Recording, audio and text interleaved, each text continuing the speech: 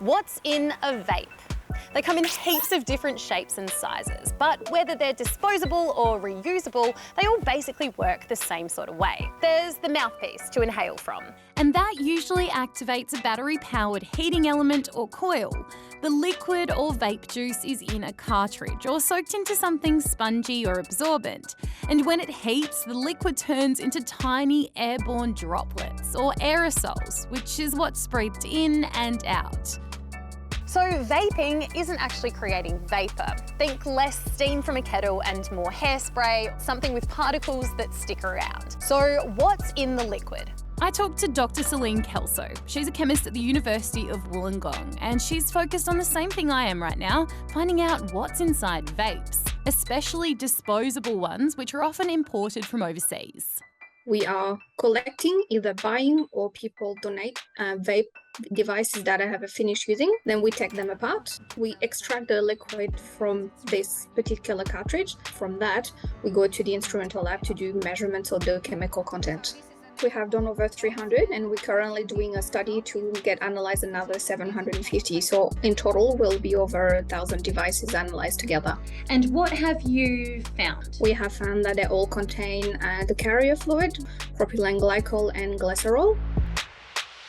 They're both colourless, odourless, kind of syrupy chemicals that are good at retaining moisture.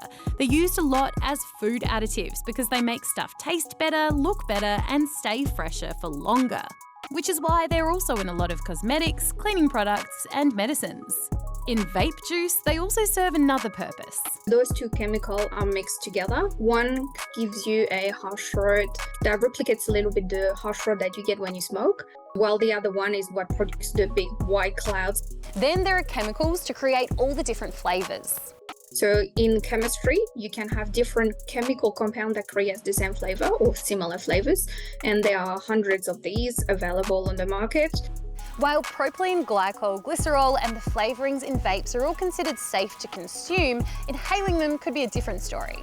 So they're known to be safe to eat, but they have not been studied in terms of what happened to your respiratory tract and your lungs when you inhale them. So there's really, really little information about that. Dr. Kelso says she also found something else that isn't usually inhaled: coolants. When you brush your teeth, that cooling feeling that you get would be what a cooling molecule does. So you get that fresh feeling when you inhale. And we suspect that it is present in those devices, especially to mask a little bit the heat that's generated by the inhalation of high concentration of nicotine.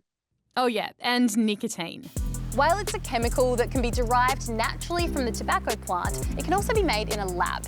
Either way, it's the same stuff that makes cigarettes super addictive. Within seconds of inhaling nicotine, it triggers the release of dopamine in our brains. That's a chemical which makes us feel good. And over time, our brains start to crave more and more and more.